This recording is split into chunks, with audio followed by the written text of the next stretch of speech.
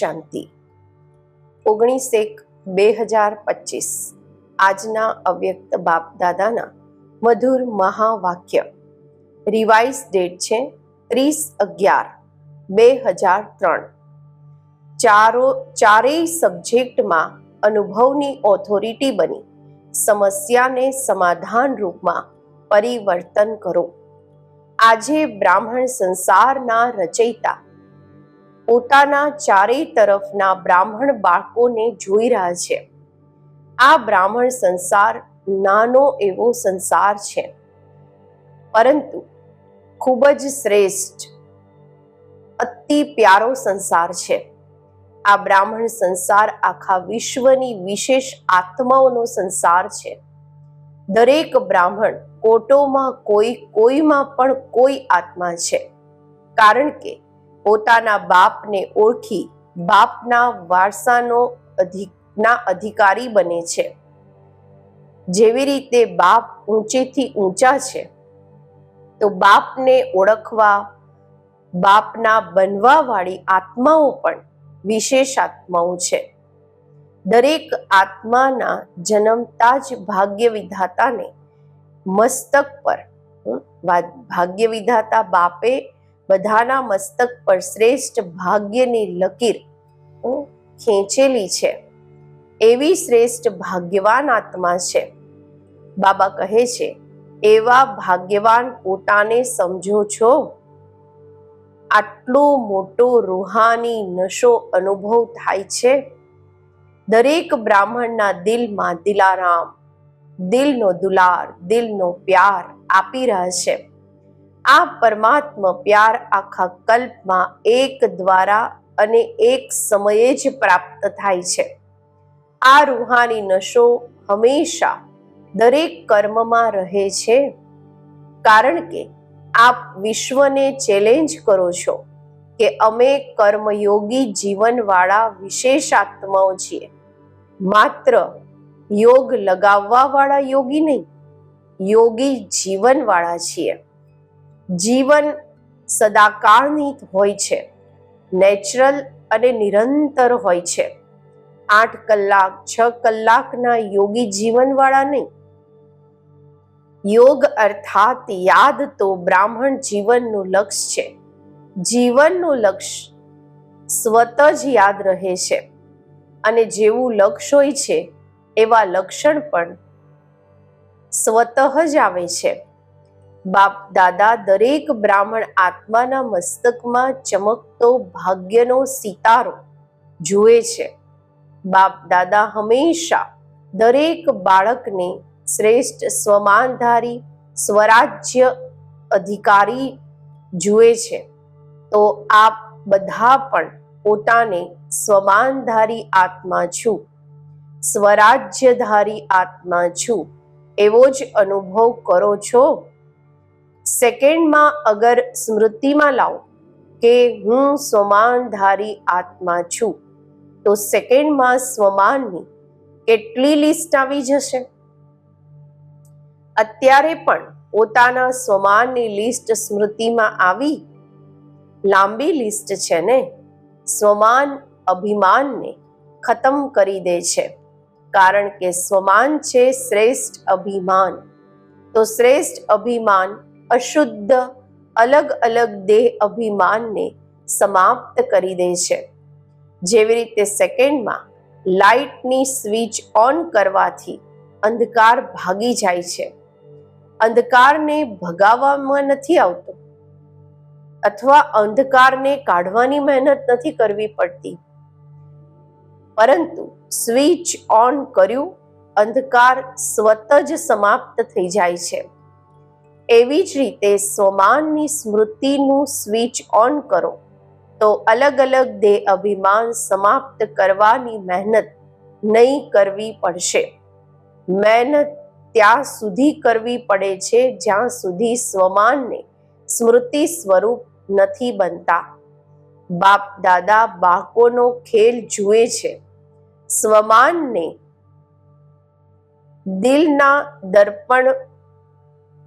દિલમાં વર્ણન કરે છે. હું બાપ દાદાના દિલ તખ્ત નશીન છું, વર્ણન પણ કરે છે, વિચારી પણ રહ્યા છે, પરંતુ અનુભવની સીટ પર સેટ નથી થતા. જે વિચારે છે તે અનુભવ હોવો જરૂરી છે, કારણ કે સૌથી શ્રેષ્ઠ ઓથોરિટી અનુભવની ઓથોરિટી છે. તો બાપ દાદા જુએ છે, સાંભળે તો ખૂબ સારું છે, વિચારે પણ ખૂબ સારું છે, પરંતુ સાંભળવાનું અને વિચારવાનું અલગ વસ્તુ છે. અનુભવી સ્વરૂપ બનવું આ બ્રાહ્મણ જીવનની શ્રેષ્ઠ ઓથોરિટી છે. આ જ ભક્તિ અને જ્ઞાનમાં અંતર છે. ભક્તિમાં પણ સાંભળવાની મસ્તીમાં ખૂબ મસ્ત હોય છે, વિચારે પણ છે, પરંતુ અનુભવ નથી કરી શકતા. જ્ઞાનનો અર્થ જ છે જ્ઞાની તું આત્મા, એટલે કે દરેક સ્વમાનના અનુભવી બનવું. અનુભવી સ્વરૂપને રૂહાની નશો ચડે છે. અનુભવ ક્યારેય પણ જીવનમાં ભૂલાતો નથી. સાંભળેલું, વિચારેલું ભૂલી શકાય છે, પરંતુ અનુભવની ઓથોરિટી ક્યારેય ઓછી નથી થતી. તો બાપ દાદા આજ બાળકોને સ્મૃતિ અપાવે છે કે દરેક સાંભળેલી વાત જે ભગવાન બાપથી સાંભળી એના અનુભવી મૂર્ત બનો. અનુભવ કરેલી વાત 1000 લોકો પણ જો મિટાવવા ઈચ્છે તો મટી નથી શકતી. માયા પણ અનુભવને મિટાવી નથી શકતી. જેવી રીતે શરીર ધારણ કરતા જ અનુભવ કરો છો કે હું ફલાણો છું, તો કેટલું પાક્કું રહે છે. ક્યારેય પોતાની દેહનું નામ ભૂલાય છે? કોઈ તમને કહે નહીં કે આપ ફલાણી યા ફલાણા નથી, તો માની શકો છો? એવી જ રીતે દરેક સ્વમાનની લિસ્ટ અનુભવ કરવાથી ક્યારેય સ્વમાન ભૂલી નથી શકતા. પરંતુ બાપ દાદાએ જોયું છે કે અનુભવ દરેક સ્વમાનનું અથવા દરેક પોઈન્ટનું અનુભવી બનવામાં નંબરવાર છે. જ્યારે અનુભવ કરી લીધો કે હું છું જ આત્મા, આત્મા સિવાય બીજું છે જ શું? દેહને તો મારું બાબા કહે છે, દેહને તો મારું કહીએ છીએ, પરંતુ હું છું તો આત્મા. જ્યારે છો જ આત્મા, તો દેહભાન ક્યાંથી આવ્યું? કેમ આવ્યું? કારણ 63 જન્મનો અભ્યાસ. હું દેહ છું, ઉલટો અભ્યાસ પાક્કો છે. યથાર્થ અભ્યાસ અનુભવમાં ભૂલી જવાય છે. બાપ દાદા બાળકોને જ્યારે મહેનત કરતા જુએ છે તો બાળકો પર પ્યાર આવે છે. પરમાત્મા બાળકો અને મહેનત કારણ અનુભવ મૂર્તની કમી છે. બાબા કહે છે, જ્યારે દેહ ભાનનો અનુભવ કંઈ પણ થઈ જાય, કોઈ પણ કર્મ કરતા દેહ ભાન ભૂલાતો નથી. તો બ્રાહ્મણ જીવન અર્થાત કર્મયોગી જીવન. કર્મયોગી જીવનનો અનુભવ કેવી રીતે ભૂલી શકાય? તો ચેક કરો, દરેક સબ્જેક્ટને અનુભવમાં લાવ્યા છીએ. જ્ઞાન સાંભળવું, સંભળાવવું તો સહજ છે, પરંતુ જ્ઞાન સ્વરૂપ બનવાનું છે. જ્ઞાનને સ્વરૂપમાં લાવ્યા તો સ્વત જ દરેક કર્મ નોલેજફુલ અર્થાત નોલેજની લાઇટ માઇટ વાળા થશે. નોલેજને કહેવાય જ છે લાઇટ અને માઇટ. એવી જ રીતે યોગી સ્વરૂપ, યોગયુક્ત, યુક્તિયુક્ત સ્વરૂપ, ધારણા સ્વરૂપ અર્થાત દરેક કર્મ, દરેક કર્મેન્દ્રિય, દરેક ગુણના ધારણા સ્વરૂપ હશે. સેવાના અનુભવી મૂર્ત, સેવાધારીનો અર્થ જ છે નિરંતર સ્વતઃ જ સેવાધારી. ચાહે મનસા, ચાહે વાચા, ચાહે કર્મના, ચાહે સંબંધ સંપર્ક, દરેક કર્મમાં સેવા નેચરલ થતી રહે. એને કહેવાય છે ચારેય સબ્જેક્ટમાં અનુભવ સ્વરૂપ. તો બધા ચેક કરો ક્યાં સુધી અનુભવી બન્યા છો. દરેક ગુણના અનુભવી, દરેક શક્તિના અનુભવી. આમ પણ કહેવત છે કે અનુભવ સમય પર ખૂબ કામમાં આવે છે. તો અનુભવી મૂર્તનો અનુભવ કેવી પણ સમસ્યા હોય, અનુભવી મૂર્ત અનુભવની ઓથોરિટીથી સમસ્યાને સેકન્ડમાં સમાધાન સ્વરૂપમાં પરિવર્તન કરી લે છે. સમસ્યા નહીં રહેશે, સમાધાન સ્વરૂપ બની જશે. સમજ્યા? અત્યારે સમયની સમીપતા, બાપ સમાન બનવાની સમીપતા સમાધાન સ્વરૂપનો અનુભવ કરાવે. ખૂબ સમસ્યાનું આવવું, સમાધાન કરવું, આ મહેનત કરી. હવે બાપ દાદા દરેક બાળકને સ્વમાનધારી, સ્વરાજ્ય અધિકારી, સમાધાન સ્વરૂપમાં જોવા ઈચ્છે છે. અનુભવી મુહૂર્ત સેકન્ડમાં પરિવર્તન કરી શકે છે. અચ્છા, બધી તરફ ના પહોંચી ગયા છે. ડબલ ફોરેનર્સ પણ દરેક ગ્રુપમાં પોતાનો ચાન્સ સારો લઈ રહ્યા છે. સારું, આ ગ્રુપમાં પાંડવ પણ ઓછા નથી. પાંડવ બધા હાથ ઉઠાવો. માતાઓ, કુમારીઓ, ટીચર્સ હાથ ઉઠાવો. પહેલા ગ્રુપમાં માતાઓ વધારે હતી, પરંતુ આ ગ્રુપમાં પાંડવોએ પણ રેસ સારી કરી છે. પાંડવોનો નશો અને નિશ્ચય અત્યાર સુધી ગાયનમાં પણ ગવાયેલું છે.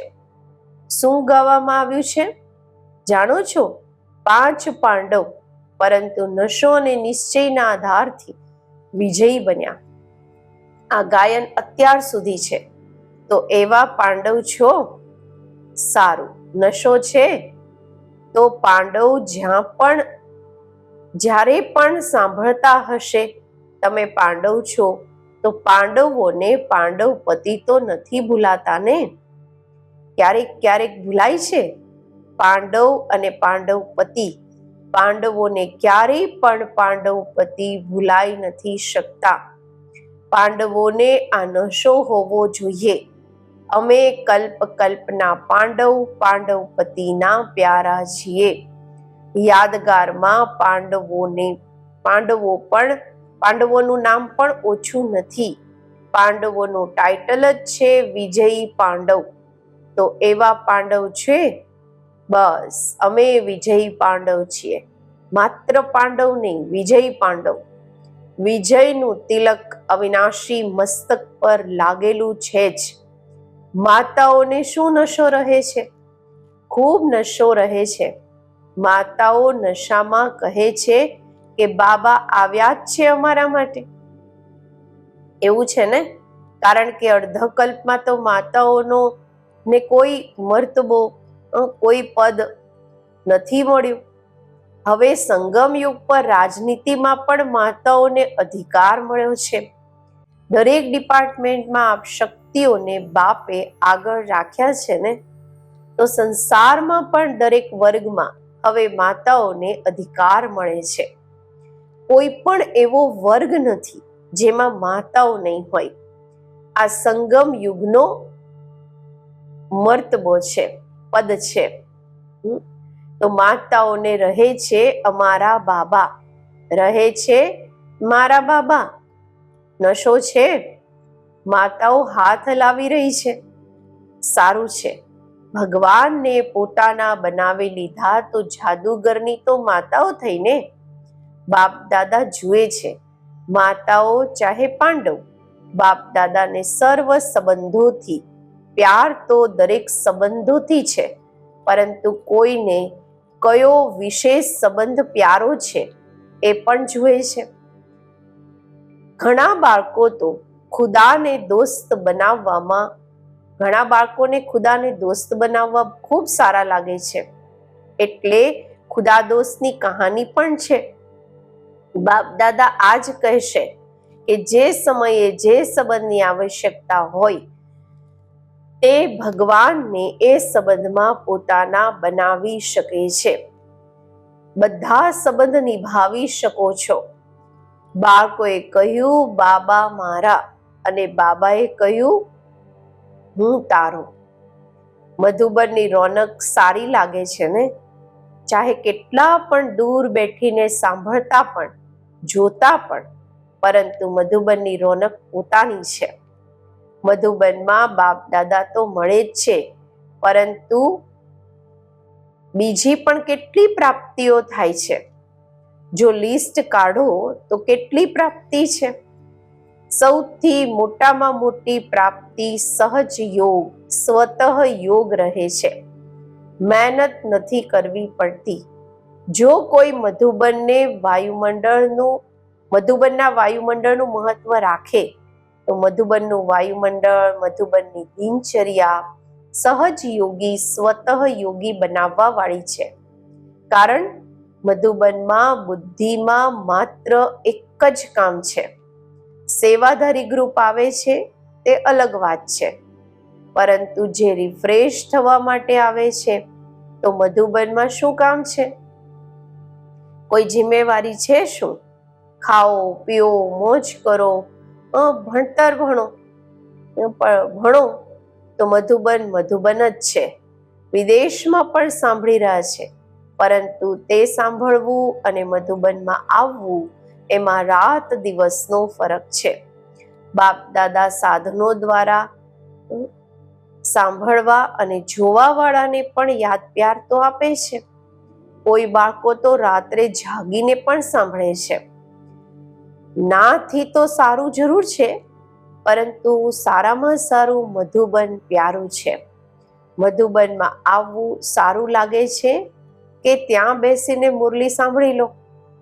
શું સારું લાગે છે? ત્યાં પણ તો મુરલી સાંભળશો ને. અહીંયા તો પાછળ ટીવીમાં જુઓ છો.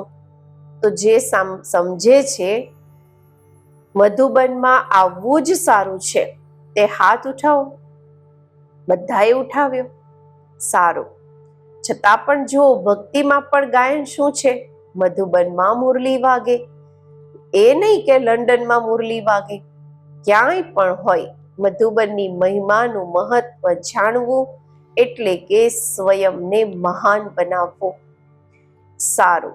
બધા જે પણ આવ્યા છે તે યોગી જીવન, જ્ઞાની તો આત્મા જીવન, ધારણા સ્વરૂપનું જીવન અનુભવ કરી રહ્યા છે. અત્યારે પહેલા ટર્નમાં આ સિઝન માટે વિશેષ અટેન્શન અપાવ્યું હતું કે આ પૂરી સિઝન સંતુષ્ટ મણી બની અને સંતુષ્ટ કરવાના છે. માત્ર બનવાનું છે નહીં, કરવાનું પણ છે. સાથે અત્યારે સમય અનુસાર ક્યારેય પણ કંઈ પણ થઈ શકે છે. પ્રશ્ન નહીં પૂછો ક્યારે થશે. 1 વર્ષમાં થશે, 6 મહિનામાં થશે, અચાનક કોઈ પણ સમયે પણ થઈ શકે છે. એટલે પોતાના સ્મૃતિનું સ્વિચ ખૂબ પાવરફુલ બનાવો. સેકન્ડમાં સ્વિચ ઓન અને અનુભવ સ્વરૂપ બની જાઓ. સ્વિચ ઢીલું હોય છે ને તો વારંવાર ઓન ઓફ કરવું પડે છે અને સમય લાગે છે ઠીક થવામાં. પરંતુ સેકન્ડમાં સ્વિચ ઓન સ્વમાનનું, સ્વરાજ્ય અધિકારીનું અંતર્મુખી થઈ અનુભવ કરતા જાઓ. અનુભવોના સાગરમાં સમાઈ જાઓ. અનુભવની ઓથોરિટીને કોઈ પણ ઓથોરિટી જીતી નથી શકતી, વિજય નથી બની શકતી. સમજ્યા શું કરવાનું છે? બાપ દાદા ઈશારો તો આપતા રહે છે, પરંતુ ઇંતજાર નહીં કરો, રાહ નહીં જુઓ. ક્યારે નહીં, અત્યારે. Ever ready. સેકન્ડમાં સ્મૃતિનું સ્વિચ ઓન કરી શકો છો. કેવા પણ સર્કમસ્ટાન્સ હોય, કેવી પણ પરિસ્થિતિ હોય, કેવી પણ સમસ્યા હોય, સ્મૃતિનું સ્વિચ ઓન કરો. આ અભ્યાસ કરો. કારણ કે ફાઇનલ પેપર સેકન્ડનો જ હશે, સેકન્ડનો જ થવાનો છે, મિનિટનો પણ નહીં. વિચારવાવાળા નહીં પાસ કરી શકશે, અનુભવવાળા પાસ થઈ જશે. તો અત્યારે સેકન્ડમાં બધા હું પરમધામ નિવાસી શ્રેષ્ઠ આત્મા છું, આ સ્મૃતિના સ્વિચને ઓન કરો અને કોઈ પણ સ્મૃતિ નહીં હોય, બીજી કોઈ પણ સ્મૃતિ નહીં, કોઈ બુદ્ધિમાં હલચલ નહીં હોય, અચલ. પછી બાબાએ ડ્રીલ કરાવી. સારું, ચારેય તરફના શ્રેષ્ઠ સ્વમાનધારી અનુભવી આત્માઓને હંમેશા દરેક વિષયનો ને અનુભવમાં લાવવા વાળા, સદા યોગી જીવનમાં ચાલવા વાળા નિરંતર યોગી આત્માઓને હંમેશા પોતાના વિશેષ ભાગ્યને દરેક કર્મમાં ઇમર્જ સ્વરૂપમાં રાખવા વાળા, ફોટોમાં કોઈમાં પણ કોઈ વિશેષ આત્માઓને બાપ દાદાના યાદ, પ્યાર અને નમસ્તે. દાદીઓ સાથે બાબાની મુલાકાત છે. બધાને ઉમંગ ઉત્સાહમાં લાવવાનો સારું કાર્ય કરી રહી છો. તો દાદીએ કહ્યું, હજી તો કરોડોને સંદેશ આપવાનો પ્લાન ચાલી રહ્યો છે. બાબાએ કહ્યું, કરોડ તો શું, આખા વિશ્વની આત્માઓને સંદેશ મળવાનો છે. ઓહો પ્રભુ તો કહેશે ને, ઓહો પ્રભુ કહેવા માટે પણ તો તૈયાર કરવાના છે ને. દાદીઓને બાબા કહે છે, આ પણ સહયોગ તો આપી રહી છે, સારું છે, મધુબનને સંભાળી રહ્યા છે, સારું સહયોગી ગ્રુપ મળ્યું છે ને. એકની વિશેષતા છે, છતાં પણ આદિ રત્નોનો પ્રભાવ પડે છે. ચાહે કેટલી પણ આયુ થઈ જાય, કેટલી પણ ઉંમર થઈ જાય, નવા પણ આગળ વધી રહ્યા છે, પરંતુ છતાં પણ આદિ રત્નોની પાલના પોતાની છે. એટલે આ ગ્રુપ સારું છે.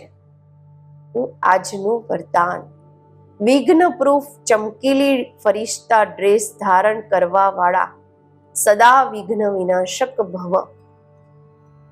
પોતાના પ્રતિ અને બીજાના પ્રતિ હંમેશા વિઘ્ન વિનાશક બનવા માટે ક્વેશ્ચન માર્કને, પ્રશ્નાર્થને વિદાય આપવું અને ફૂલ સ્ટોપ દ્વારા બધી શક્તિઓનો ફૂલ સ્ટોપ કરવો.